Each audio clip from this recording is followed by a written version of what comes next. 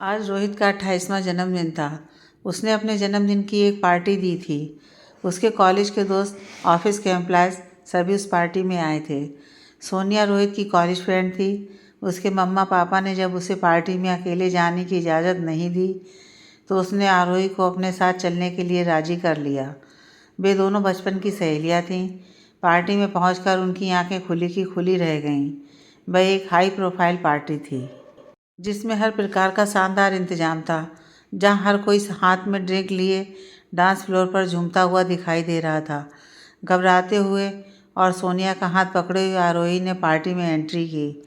रोहित अपने दोस्तों के साथ खड़ा था। उसने दूर से ही उन दोनों को देख लिया था। वहीं से हाथ हिलाकर उसने उन दोनों को अपने पास बुलाया और बाकी दोस्तों से उनकी जान पहचान कराई। थोड़ी देर बाद रोहित ने अपना बर्थडे केक कट किया और सबने अपने गिफ्ट रोहित को दिए। पर अचानक से प्लान बनने की वजह से आरोही कोई गिफ्ट नहीं ला पाई थी, जिसकी वजह से उसे शर्मिंदगी महसूस हो रही थी। लेकिन फिर सोनिया के समझाने पर वह थोड़ी नॉर्मल हुई। 2-3 दिन बाद आरोही का इंटरव्यू था। आज वह अपने इंटरव्यू के लिए जा रही थी। उसी तरफ रोहित का ऑफिस था। सोनिया ने बताया था उसे। इंटरव्यू जल्दी ही ख़त्म हो गया तो उसने सोचा क्यों ना रोहित को उसका बर्थडे गिफ्ट दे दिया जाए, लेकिन उसे समझ नहीं आ रहा था कि क्या गिफ्ट दिया जाए। रोहित करीब 5 फुट 7 इंच का एक हैंडसम लड़का था जो बेहद आकर्षक पर्सनालिटी का मालिक था। उस दिन पार्टी में भी गॉगल्स पहनकर कितना स्मार्ट लग रहा था वो। आरोही ने मन ही मन सोचा और बढ़िया से गॉगल्स लेने वो वहीं पास की मार्केट चली गई। और उसके बाद रोहित के ऑफिस। वहाँ रिसेप्शन पर जाकर जब रोहित के बारे में पूछा तो उसे बताया गया कि अभी वह एक मीटिंग में है। करीब 20 मिनट इंतज़ार करने के बाद रोहित ने उसे अंदर बुलाया। हेलो, आपने पहचाना मुझे? सॉरी। अरे हाँ, तुम सोनिया की फ्रेंड हो ना? क्या नाम था तुम्हारा? आरोही। अरे हाँ, यहाँ कैसे? आओ बैठो। दरअसल उस दिन आपको कोई गिफ्ट नहीं दे पाई थी। आज यहाँ से गुजर रही थी तो सोचा आज दे दूँ। ओह कोई बात नहीं, मैं कोई बच्चा नहीं हूँ, इसकी कोई ज़रूरत नहीं थी। इट्स ओके, पर मुझे अच्छा लगेगा अगर आप ये एक्सेप्ट कर लेंगे। ओके, धन्यवाद। इट्स ओके, मैं चलती हूँ। अरे एक कॉफ़ी तो लीजिए। नहीं, मुझे घर जाना है, पहले ही काफ़ी देर हो चुकी है। ओके, जैसे आपकी इच्छा। और आरोही केबिन के बाहर निकल गई। आरोही के बाहर जाते ही उसने गिफ्ट खोला। देखते ही वह गुस्से से लाल पीला हो गया और उसने गिफ्ट उठाकर ज़मीन पर फेंक दिया। हाथ लगने से टेबल पर रखा फूलदान भी नीचे गिर गया। आरोही, जो भी बस सीढ़ियों तक ही पहुंची थी, आवाज़ सुनकर रोहित के केबिन की तरफ भागी। जाकर देखा तो फर्श पर फूलदान और उसके लाए हुए सनग्लासेस के टुकड़े पड़े हुए थे। रोहित टेबल पर दोनों हाथ टिकाए और नीचे सिर झुकाए हुए खड़ा था। आरोही समझ गई थी कि शायद रोहित बहुत गुस्से में है, इसलिए उसने कुछ भी पूछना या बोलना ठीक नहीं समझा। लेकिन रास्ते भर वो बहुत अपसेट रही और घर आकर भी यही सोचती रही कि रोहित के इस बर्ताव की क्या वजह रही होगी। अगले दिन उसका एक इंटरव्यू था तो उसने दिमाग पर ज़्यादा जोर नहीं डाला और सो गई। धीरे धीरे इस घटना को 1 हफ्ता बीत चुका था, लेकिन वजह अभी तक उसकी समझ में नहीं आई थी। शाम को उसने सोनिया को फ़ोन किया और उसे मिलने के लिए कहा। सोनिया शाम को आरोही के घर आई। Hello madam. हाय, आ गई तू? हाँ बता, क्यों परेशान है तू? और तेरे इंटरव्यू का क्या हुआ? कुछ नहीं यार, कुछ पॉजिटिव नहीं है, पर पता है एक बड़ी अजीब बात बतानी है तुझे। और आरोही ने उस दिन का सारा वाक़या सोनिया को बता दिया। हाँ, और भी कोई था वहाँ पर? सोनिया ने पूछा। नहीं तो। क्यों? कुछ नहीं, पर मुझे उसका एटीट्यूड बिल्कुल अच्छा नहीं लगा। उसे गिफ्ट पसंद नहीं था तो वह सीधे सीधे बोल देता मुझे कि उसे सस्ते गिफ्ट पसंद नहीं है, कि उसे महंगे और बड़े गिफ्ट ही पसंद हैं। और कहते कहते आरोही रुआंसी हो गई। नहीं आरोही, ये बात नहीं है। तू सनग्लासेस लेकर गई थी ना? हाँ, और गॉगल्स पहनकर कितना स्मार्ट लगता है वह। और यही सोचकर मुझे आइडिया आया। और उस दिन ऑफिस में भी गॉगल्स पहने हुए थे उसने, तब भी कितना अच्छा लग रहा था। यही तो बात है। क्या बात है? यही कि गॉगल्स या सनग्लासेस वो स्मार्ट दिखने के लिए नहीं पहनता। तो आरोही, बचपन में उसका और उसके परिवार का कार एक्सीडेंट हुआ था जिसमें उसके पिता की मृत्यु हो गई थी और रोहित के सर और आंख पर चोट आई। उसकी सिर की चोट तो ठीक हो गई, लेकिन उसकी एक आंख की रोशनी चली गई। शुरुआत में बच्चे उसका मजाक बनाते थे, तभी से उसने गॉगल्स पहनना शुरू किया। रोहित में कोई कमी नहीं है, स्मार्ट है, इंटेलिजेंट है, इतना बड़ा बिजनेस अकेले संभालता है। पर दुनिया ये सब कहाँ देखती है। उसकी मम्मी को उसकी शादी की बहुत चिंता रहती है। कई मैट्रिमोनियल साइट्स पर भी ट्राई किया है। हर लड़की को रोहित पसंद आ जाता है, लेकिन जब आगे बात बढ़ती है और उन्हें रोहित के बारे में सब पता चलता है तो उसे भला बुरा सुनाकर उसका मजाक बनाकर चलती बनती हैं। यही वजह है कि अब वो पहले वाला रोहित नहीं रहा। उसके स्वभाव में गुस्सा और चिड़चिड़ाहट बढ़ती जा रही है। उसे लगता है जैसे हर कोई बस उसका मजाक उड़ा रहा है। शायद यही वजह है उसकी उस दिन वाली हरकत की। नहीं सोनिया, ऐसा नहीं है। मुझे तो कुछ भी उसके बारे में नहीं पता था। मैं क्यों उसका मजाक बनाऊंगी। मैं तो बस ये मैं जानती हूँ, तुम जानती हो, रोहित तो नहीं जानता ना, सोनिया ने कहा। हाँ, शायद तुम ठीक कह रही हो। अच्छा तू बता, तेरे इंटरव्यू का क्या हुआ, सोनिया ने पूछा। कुछ नहीं यार, बताया तो था अभी। समझ में नहीं आ रहा क्या करूँ। रोहन के एग्ज़ाम होने वाले हैं, फिर कॉलेज में उसका एडमिशन कराना है। अगर नौकरी नहीं मिली तो कैसे उसकी फ़ीस का इंतज़ाम कर पाऊँगी, आरोही ने परेशान होते हुए कहा। तू चिंता मत कर, तुझे कहीं ना कहीं नौकरी मिल ही जाएगी। नहीं तो मामा जी से कहना, वो फ़ीस का इंतज़ाम कर देंगे। नहीं सोनिया, तू तो सब जानती है, पापा तो बचपन में ही छोड़ गए थे हमें। मम्मी ही हमारी सारी दुनिया थी। मैं, रोहन और मम्मी, हम अपनी छोटी सी दुनिया में खुश थे। मम्मी ने कभी हमें पापा की कमी महसूस नहीं होने दी। उन्होंने खुद तो आत्मनिर्भर बनकर दुनिया की आंखों से आंखें मिलाकर अकेले हमारी जिम्मेदारी उठाई थी। साथ ही हमें भी आत्मसम्मान के साथ जीना सिखाया। लेकिन 4 साल पहले जब मम्मी भी कैंसर की वजह से अचानक हमें छोड़ गईं तो लगा जैसे सब खत्म हो गया। अनाथ तो हम हो ही गए थे। मामा जी अपनी जिम्मेदारी समझकर हम दोनों को यहाँ ले आए। बहुत प्यार करते हैं वे मुझसे और रोहन से। मामी जी बेशक जुबान की कड़वी हैं, पर बहुत ख्याल रखती हैं हमारा। दोनों अपनी जिम्मेदारी भली प्रकार से निभा रहे हैं, पर मैं उन पर बोझ नहीं बनना चाहती और रोहन की बड़ी बहन होने का फ़र्ज़ निभाना चाहती हूँ। मैं नहीं चाहती कि उसे भी मेरी तरह कभी ये महसूस हो कि उसका अपना कोई नहीं है। उसकी बहन है उसके साथ, जो उसकी माँ भी है, पिता भी है। अच्छा अच्छा बस कर, तू तो हमेशा अपनी ये स्वाभिमान आत्मसम्मान वाली बातें लेकर बैठ जाती है, सोनिया ने आरोही को चिढ़ाते हुए कहा। अच्छा सच में? हाँ और क्या। और फिर दोनों सहेलियां ज़ोर ज़ोर से हंसने लगीं। थोड़ी देर बाद सोनिया अपने घर चली गई और आरोही रोहन को पढ़ाने बैठ गई। रोहन 12वीं में था। अगले महीने से ही उसकी परीक्षाएं शुरू होने वाली थीं। आरोही चाहती थी कि वो अच्छे अंकों से पास हो जाए ताकि आराम से उसका एडमिशन किसी अच्छे कॉलेज में हो जाए और उसे इधर उधर धक्के न खाना पड़े। रोहन भी खूब जी जान लगाकर पढ़ाई करता था और चाहता था कि उसकी वजह से उसकी दीदी को कोई परेशानी ना हो।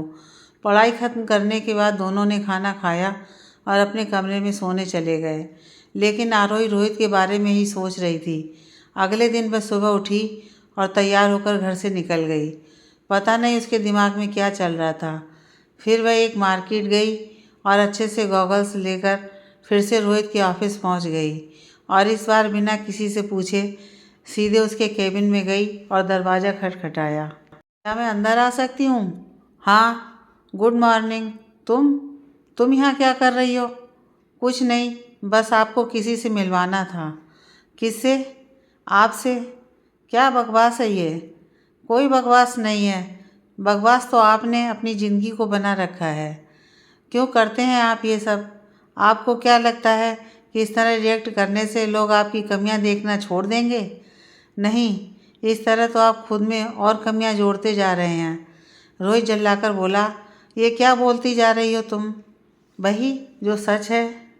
मुझे सोनिया ने आपके बारे में सब कुछ बता दिया है। सब कुछ का क्या मतलब है? और जो भी हो, तुम्हें कोई हक नहीं है कि तुम इस तरह मेरे सामने आकर मुझसे बिना पूछे मुझे अपने उपदेश सुनाओगी। ये उपदेश नहीं है रोहित, यही ज़िंदगी की सच्चाई है। ज़िंदगी की परेशानियों को, अपनी कमियों को स्वीकार करना सीखिए। इस तरह उनसे भागकर, लोगों पर अपना गुस्सा निकालकर आप उनसे छुटकारा तो नहीं पा सकते ना। फिर क्यों ना उन्हें हंसकर भुलाया जाए। आप जितना अपनी कमियों पर ध्यान देंगे, लोगों पर रिएक्ट करेंगे, लोग उतना ही आपको परेशान करेंगे। बहुत आसान लगता है ना तुम्हें ये सब कहना? अरे कभी मेरी जगह रख कर देखो अपने आप को। देखो कि कैसा महसूस होता है जब आप किसी को दिल से चाहने लगें और वो आपको सिर्फ उस कमी के लिए छोड़ जाए जिसमें आपकी कोई गलती नहीं है। रोहित गुस्से से बेकाबू होता जा रहा था। क्या करूं मैं? कैसे प्यार लुटाऊं ऐसी दुनिया पर? बताओ, बताओ। कहते कहते अपने दोनों हाथों से आरोही को पकड़कर झकझोरता जा रहा था और बोलता जा रहा था, तुम मेरी जगह होती तो क्या करती? गुस्सा नहीं आता तुम्हें? आता ना, बहुत आता। रोहित फिर से अपना आपा खोता जा रहा था। आरोही भी बहुत डर गई थी। डर के मारे वह एक एक कदम पीछे हटती जा रही थी, लेकिन रोहित ने अभी भी उसे कसकर पकड़ा हुआ था। आरोही की आंखों में आंसू थे, शायद उसे दर्द हो रहा था। अचानक से रोहित को होश आया। उसने अपने आप को काबू में किया और आरोही को छोड़ दिया। आरोही इस सबसे बहुत डर गई थी। वह तुरंत अपने आप को संभालते हुए केबिन से बाहर निकल गई। रोहित दोनों हाथों से अपना सिर पकड़े हुए ज़मीन पर बैठ गया और काफ़ी देर तक रोता रहा। आज ऐसा लग रहा था मानो उसके भीतर का सारा विवाद आंसुओं के रूप में बाहर निकल रहा था। आज सारा दिन ना वह किसी से मिला और ना ही कोई मीटिंग अटेंड की। यूं ही ऑफिस में बैठे बैठे 9 बज चुके थे। सारा स्टाफ जा चुका था। चौकीदार ने आकर कहा, साहब सब लोग चले गए। ओह, क्या टाइम हो गया? जी 9 बज गए, चौकीदार ने कहा। क्या? जी ठीक है, तुम लॉक करो, मैं भी निकलता हूँ। जी साहब। रोहित ने सोफे पर से अपना कोट उठाया। टेबल के ऊपर से अपना मोबाइल उठाते समय उसकी नज़र आरोही के लाए चश्मे पर पड़ी, जो अपसेट होने की वजह से सुबह से उसे दिखाई नहीं दिया था। उसने चश्मा उठाकर अपनी जेब में डाल लिया और घर निकल गया। घर आकर उसने डिनर किया और अपने रूम में चला गया। उसने सोने की बहुत कोशिश की, लेकिन उसे नींद नहीं आई। वो उठा, उसने कोट की जेब में से चश्मा निकाला और सामने टेबल पर रख दिया और खिड़की के पास जाकर खड़ा हो गया। साफ खुले आसमान में खूबसूरत चांद और टिमटिमाते तारे चमक रहे थे। उसने ध्यान से देखा और ध्यान से देखा। चांद में कितने दाग हैं, लेकिन फिर भी खूबसूरती तो चांद की उपमा की दी जाती है। सच ही तो कहा था उसने, इंसान में कमियां होना महत्वपूर्ण नहीं है। महत्वपूर्ण यह है कि हम उन कमियों को किस तरह से संभालते हैं। ध्यान से देखा जाए तो प्राकृतिक या स्वाभाविक हर किसी में कुछ ना कुछ कमियां होती हैं, पर सब मेरी तरह तो रिएक्ट नहीं करते। फिर मैं क्यों ऐसा रिएक्ट करता हूँ? क्या ऐसा करने से, लोगों पर गुस्सा करने से मेरी कमियां दूर हो जाएंगी? निश्चित ही नहीं होंगी, और लोगों की मानसिकता भी नहीं बदलेगी। तो फिर क्या फ़ायदा इस सब से? मैं क्यों अपने आप को दुखी कर रहा हूँ? क्यों अपने आसपास जो लोग मुझे चाहते हैं उनको दुखी कर रहा हूँ? कितना गलत था मैं अब तक। मैं क्यों नहीं संभाल सका अपने आप को? सोचते सोचते रोहित को लग रहा था जैसे वह एक नव ऊर्जा से भर गया हो।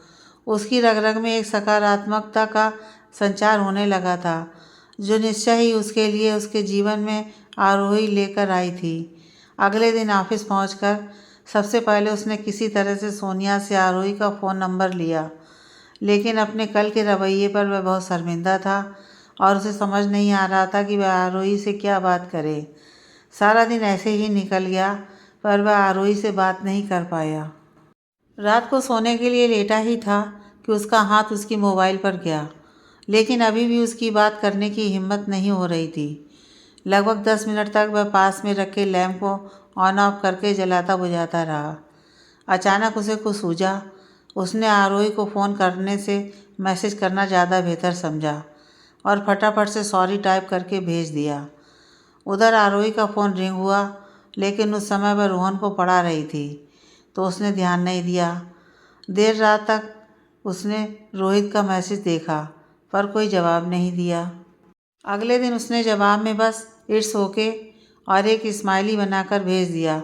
उधर से जवाब आया फ्रेंड्स। आरोही ने भी जवाब दिया फ्रेंड्स। इस तरह दोनों की दोस्ती हो गई। अब जब तब आरोही और रोहित की बातें हो जाती थीं। धीरे धीरे उनकी बातचीत बढ़ने लगी। घंटों बातें करना, अपनी बातें एक दूसरे को बताना और एक दूसरे की बातें सुनना उन्हें अच्छा लगता था और अक्सर कॉफ़ी के बहाने कभी कभार शाम को मिल भी लिया करते थे। आरोही का कल फिर एक ऑफिस में इंटरव्यू था। उसने रोहित को बताया तो रोहित ने उससे कहा कि वह उसके साथ जाएगा। सुबह आरोही घर से इंटरव्यू के लिए निकली। स्टैंड पर उसे रोहित मिला और उसे लेकर ठीक समय पर इंटरव्यू के लिए पहुंच गया। ऑफिस की बिल्डिंग के बाहर गाड़ी रोककर उसने आरोही को बेस्ट ऑफ लक कहा और ख़ुद वही गाड़ी में बैठकर उसका इंतज़ार करने लगा। करीब 45 मिनट बाद आरोही बाहर आई। रोहित से इंतज़ार नहीं हो रहा था। वह सामने से आते ही आरोही का चेहरा पढ़ने की कोशिश करने लगा। आरोही का चेहरा लटका हुआ था। उसके चेहरे की उदासी बता रही थी कि शायद इस बार भी उसे नौकरी नहीं मिली। जैसे ही आरोही उनके पास पहुंची, उसने झट से पूछा क्या हुआ। आरोही रोनी सूरत बनाकर बोली कुछ नहीं। सुनकर एक बार को रोहित भी उदास हो गया, पर फिर अगले ही पल बच्चों की तरह उछलते हुए बोली मुझे नौकरी मिल गई। क्या सच में? हाँ रोहित, मुझे ये जॉब मिल गई है। ओह वास्तव में? मुबारक हो। I am so happy Rohit, Aarohi चिल्लाते हुए बोली, जैसे मानो सारी दुनिया को अपनी खुशी की वजह बता देना चाहती हो और अपनी खुशी में मगन रोहित के गले लग गई। रोहित हक्का बक्का सा देखता रह गया। उसे लगा जैसे वह कोई सपना देख रहा है। अगले ही पल आरोही उससे अलग हो गई और कहने लगी कि चलो मुझे पार्टी करनी है। अरे अरे कर लेंगे पार्टी, पर अभी नहीं। जब तुम्हारी पहली सैलरी आएगी तब हम पार्टी करेंगे। अभी सिर्फ कॉफ़ी पिलाऊंगा मैं आपको। और इस तरह रोहित उसे समझा बुझाकर एक कॉफ़ी शॉप में ले गया। कॉफ़ी पीते पीते रोहित लगातार आरोही को ही देख रहा था। कितनी मासूमियत थी उसके चेहरे पर। इतने दिनों से जो परेशानी, जो बेचैनी थी, आज उसकी जगह एक बेफिक्र हंसी ने ले ली थी। बहुत खुश थी वह इस नौकरी के मिल जाने से। अब उसे अपने और अपनी मम्मी के सपने पूरे होते दिखाई दे रहे थे जो उन्होंने रोहन के लिए देखे थे। अब आरोही की दिनचर्या भी थोड़ी सी व्यस्त हो गई थी और उधर रोहित भी कुछ नए प्रोजेक्ट पर पूरे करने में लगा हुआ था। लेकिन इस व्यस्त दिनचर्या में भी वे एक दूसरे के लिए समय निकाल ही लेते थे। जब तक दोनों एक दूसरे का सारे दिन का हालचाल नहीं जान लेते थे, उन्हें नींद नहीं आती थी। प्यार हो गया था उन्हें, लेकिन दोनों ही इस बात से अनजान थे। वे जानते थे तो बस इतना कि उन्हें एक दूसरे से बात करना, एक दूसरे की फ़िक्र करना बहुत पसंद है। आज आरोही को अपनी पहली सैलरी मिली। ऑफिस से निकलते ही वह मार्केट पहुंची और रोहित के लिए अच्छी सी टी शर्ट खरीदी। हालांकि उसने रोहित को कभी भी कैजुअल लुक में नहीं देखा था। हमेशा वह उसे सूट बूट और टाई पहने हुए जेंटलमैन लुक में ही दिखता था, पर फिर भी आरोही को विश्वास था कि उसे यह टी शर्ट ज़रूर पसंद आएगी। शाम को जब वह रोहित से मिली तो उसे अपना गिफ्ट दिया। रोहित ने पहले तो लेने से मना कर दिया, ये कहकर कि उसे ऐसे फालतू की चीज़ों पर पैसे खर्च नहीं करने चाहिए, बल्कि अपने और रोहन के लिए सेविंग करनी चाहिए। लेकिन आरोही के बार बार कहने पर रोहित को उसकी बात माननी ही पड़ी।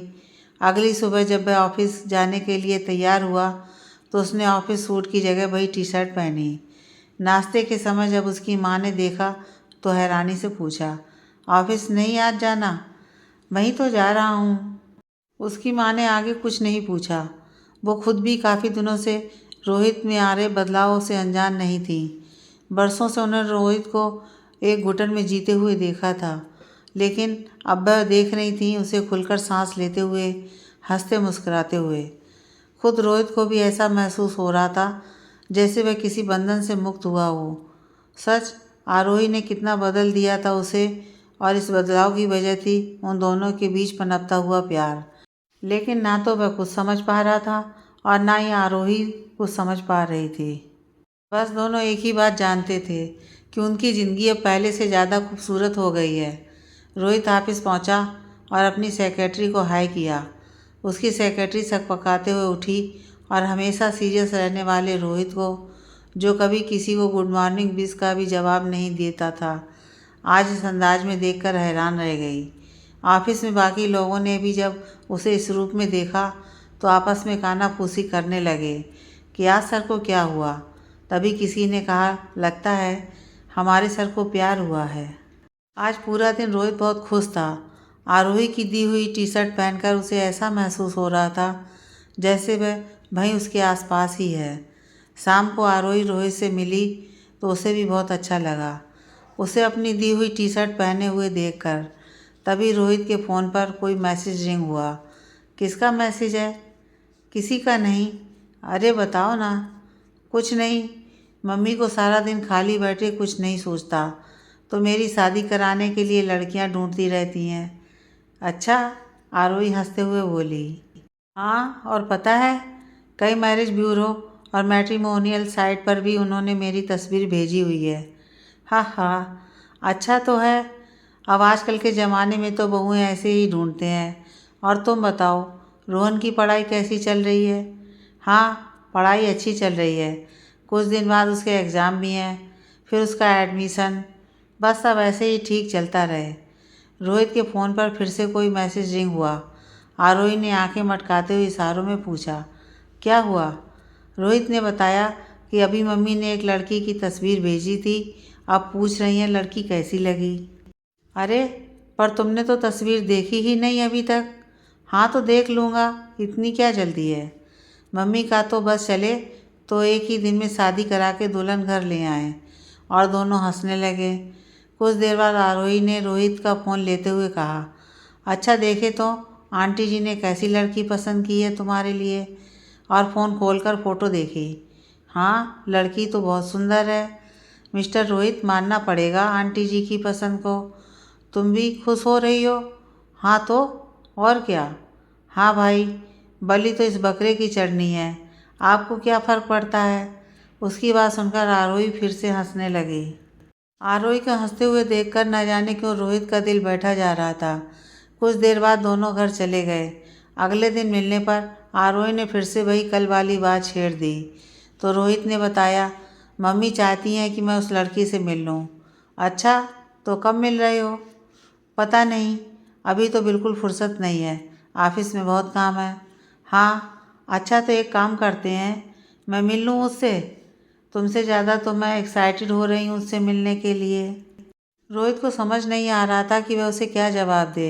एक तो शादी की बात सुनकर वैसे ही उसका दिल बैठा जा रहा था और अब आरोही को इस तरह से एक्साइटेड होते देख कर उसे और भी अजीब लग रहा था।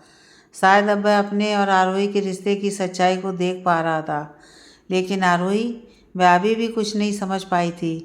संडे को आरोही की छुट्टी थी तो संडे का ही दिन रखा गया मीटिंग के लिए। छुट्टी तो रोहित की भी थी और वह फ्री भी था, लेकिन सच बात तो यह थी कि वह उस लड़की से मिलना ही नहीं चाहता था और आरोही की एक्साइटमेंट देख उसे आरोही पर गुस्सा आ रहा था। शाम 4 बजे का समय रखा गया था मिलने के लिए। रोहित आरोही को ड्रॉप करने आया, लेकिन जब आरोही ने उसे भी अंदर चलने के लिए कहा तो उसने ये कहकर टाल दिया कि उसे किसी ज़रूरी काम से जाना है और 1 घंटे बाद उसे पिक करने आ जाएगा। आरोही अंदर कैफ़े में गई। 5 मिनट इंतज़ार करने के बाद उसे सामने से संजना आती दिखाई दी। उसने उसे फ़ोटो में देखा था, इसलिए वह उसे पहचान गई थी। उसने हाथ हिलाकर उसे अपनी टेबल पर बुलाया। हाय, मैं आरोही, रोहित की फ्रेंड। हेलो, मैं संजना हूँ। आओ बैठो, आरोही ने कहा। आरोही ने कॉफ़ी और कुछ स्नैक्स का ऑर्डर कर दिया और संजना से बात करने लगी। संजना ने अपने परिवार और अपने माता पिता के बारे में बताया और यह भी बताया कि उसने अपनी पढ़ाई बेंगलुरु से की है और जब से वह अपनी पढ़ाई पूरी करके लौटी है तब से कैसे सब लोग उसकी शादी के पीछे पड़े हैं। संजना देखने में तो खूबसूरत थी ही, स्वभाव से भी आरोही को बहुत समझदार लगी। आरोही ने संजना से उसकी हॉबीज़ के बारे में पूछा तो उसे पूरा यकीन हो गया कि संजना और रोहित की जोड़ी एकदम परफेक्ट रहेगी। संजना ने रोहित के बारे में जानना चाहा।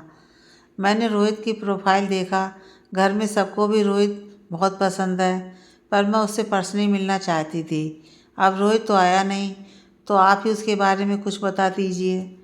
पूछिए, क्या जानना चाहती हैं आप रोहित के बारे में? संजना ने रोहित की फैमिली, बिजनेस और हॉबीज़ के बारे में पूछना शुरू किया और आरोही ने उसे सारे सवालों के जवाब बहुत अच्छी तरह से दिए।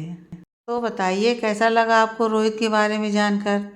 आरोही, जैसा तुमने बताया, रोहित किसी भी लड़की के लिए परफेक्ट मैच है। उसमें कोई कमी नहीं है और सच बताऊं तो तुमसे सब कुछ जानने के बाद मुझे लगा ही नहीं कि यहाँ रोहित नहीं है, बल्कि उसकी फ्रेंड बैठी है। तुम उसके बारे में सब कुछ जानती हो, संजना ने हंसते हुए कहा। आरोही ने मुस्कुराते हुए कहा, हाँ सही कहा आपने, हम अच्छे दोस्त हैं, हमें एक दूसरे से कुछ नहीं छिपाते।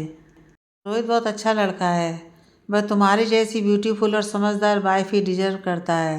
पर मैं तुम्हें एक बात और बताना चाहती हूँ, जिसके बारे में तुमने अब तक मुझसे कुछ नहीं पूछा। ऐसा क्या है? संजना ने पूछा। संजना, बचपन में जिस कार एक्सीडेंट में रोहित ने अपने पापा को खोया था, उसी एक्सीडेंट में उसने अपनी एक आँख भी की रोशनी भी खो दी थी।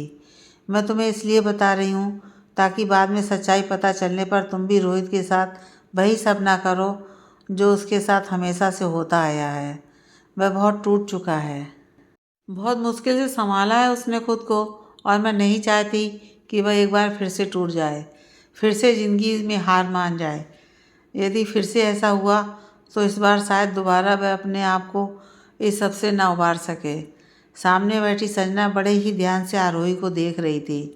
वह देख पा रही थी आरोही के दिल में छिपी उस फिक्र को जो रोहित के लिए थी, उस प्यार को जो बेशक रोहित के लिए था।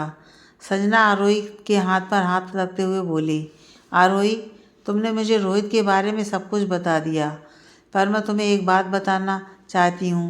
हाँ बताओ। आरोही, यहाँ आने से पहले रोहित की मम्मी ने मुझे ये बात बता दी थी। ओह, ये तो बहुत अच्छा हुआ, मैं तो बेकार ही डर रही थी। हाँ, और अगर तुम बुरा ना मानो तो एक बात और बताऊँ? हाँ हाँ बताओ ना, बुरा क्यों मानूंगी? आरोही, जब रोहित ने मुझसे मिलने के लिए ये कहकर मना कर दिया कि अभी वह काम में व्यस्त है, तो मुझे बहुत अजीब लगा। कोई भी लड़का ऐसा नहीं करता, पर तुमसे मिलने के बाद मुझे वजह समझ आ गई। मतलब? संजना, तुम कहना क्या चाहती हो? मैं समझी नहीं। यही तो तुम्हारी भूल है कि तुम अब तक कुछ नहीं समझी। वह तुमसे प्यार करता है। क्या? हाँ, वह तुमसे प्यार करता है आरोही। नहीं संजना, तुम गलत समझ रही हो, ऐसा कुछ भी नहीं है हम दोनों के बीच में। मैं गलत नहीं हूँ आरोही। और एक बात और है जो तुम नहीं जानती, तुम खुद भी रोहित को बहुत प्यार करती हो। जितना तुम रोहित के बारे में जानती हो, इतना तो खुद रोहित भी अपने बारे में नहीं जानता होगा। जितनी फिक्र तुम उसकी करती हो, हमेशा उसके लिए अच्छा चाहती हो, उस पर दुख की परछाई भी नहीं पड़ने देना चाहती। ये प्यार नहीं है तो और क्या है? नहीं संजना, प्लीज़ आरोही, अब बस करो, अपने आप से और झूठ मत बोलो। अब तुम दोनों की खुशियाँ तुम दोनों से ही हैं। समझो अपने आप को, सुनो अपने दिल की आवाज़ को। संजना बोलती जा रही थी और आरोही बेसुध सी होकर सिर्फ उसे देखे जा रही थी। अच्छा, अब मैं चलती हूँ, संजना ने कहा। आरोही अभी भी वहीं बैठी थी, एकदम चुपचाप। संजना के कई शब्द अभी भी उसकी कानों में गूंज रहे थे। नहीं, मैं ऐसा नहीं कर सकती। अचानक से बड़बड़ाते हुए वह उठी। बड़बड़ाते हुए आरोही घर की तरफ चलने लगी। नहीं, मैं ऐसा नहीं कर सकती, कभी नहीं कर सकती। मम्मी के सपने, रोहन की पढ़ाई सब मेरी जिम्मेदारी है। मैं इतनी स्वार्थी नहीं हो सकती। और मामा जी, उनके एहसानों का बदला मैं ऐसे नहीं चुका सकती। नहीं, बिल्कुल नहीं। भारी कदमों, दुखी मन और बहते आंसुओं के साथ वह पैदल ही बढ़ी जा रही थी। इतने पीछे से रोहन ने आकर गाड़ी रोकी। अरे आरोही, तुम क्यों निकल आई वहाँ से? मैंने कहा था ना तुमसे कि मैं तुम्हें लेने आ जाऊँगा। फिर? रोहित ने आरोही का चेहरा देखा। उसे रोता हुआ देखकर उसका दिल बैठ गया। क्या हुआ आरोही, तुम रो क्यों रही हो? कुछ कहा तुमसे किसी ने? बताओ, तुम चुप क्यों हो? बताओ बताओ आरोही, आखिर क्या हुआ है? आरोही अभी भी चुप थी। रोहित ने आरोही का हाथ पकड़ा और कहा, अच्छा बैठो गाड़ी में, तुम्हें घर छोड़ देता हूँ। आरोही हाथ छुड़ाते हुए बोली, नहीं, मैं खुद चली जाऊंगी। क्यों? इतनी रात में तुम्हें अकेले नहीं जाने दूंगा मैं। और हाथ पकड़कर गाड़ी की तरफ ले जाने लगा। मैंने कहा ना, चली जाऊंगी मैं। फिर क्यों नहीं समझ आ रहा तुम्हें? क्या हुआ है तुम्हें आरोही? क्यों कर रही हो तुम ऐसा? प्लीज़ रोहित, तुम मुझे अकेला छोड़ दो, आरोही ने रोते हुए हाथ जोड़कर कहा। रोहित अपने आप को बहुत ही बेबस महसूस कर रहा था। उसने आरोही को जाने दिया और खुद भी घर आ गया। घर आकर वह सीधा अपने कमरे में गया। वह सोच सोच कर परेशान था कि आरोही के इस तरह बर्ताव करने की आखिर क्या वजह हो सकती है। रात के 11 बज गए थे। उसने आरोही को फ़ोन मिलाया पर उसका फ़ोन स्विच ऑफ आ रहा था। उधर आरोही का रो रो कर बुरा हाल था। आज संजना से मिलने के बाद वह महसूस कर पा रही थी उस प्यार को जो उसके दिल में रोहित के लिए था, लेकिन वह अपनी जिम्मेदारियों से भी तो मुड़ नहीं मोड़ सकती थी। अगले दिन भी रोहित ने आरोही को कई बार फ़ोन मिलाया, लेकिन आरोही ने एक बार भी फ़ोन नहीं उठाया और ना ही उसके किसी मैसेज का जवाब दिया।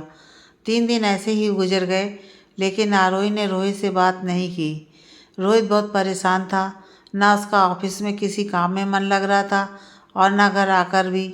वह बिना खाना खाए सीधे अपने कमरे में चला जाता और लगातार आरोही से बातें करने की कोशिश करता, लेकिन कोई फ़ायदा नहीं होता। आरोही जब भी रोहित का फ़ोन आते हुए देखती, न चाहते हुए भी कट कर देती। वह रोहित को दुख नहीं पहुंचाना चाहती थी, लेकिन इस रिश्ते को स्वीकार भी नहीं कर सकती थी। वह जानती थी कि एक बार फिर से रोहित टूट रहा है।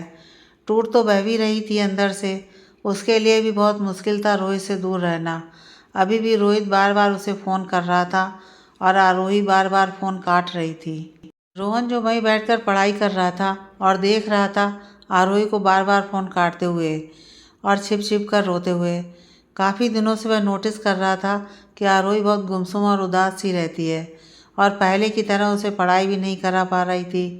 कुछ देर बाद रोहन ने पढ़ाई ख़त्म की और दोनों लाइट ऑफ करके सो गए।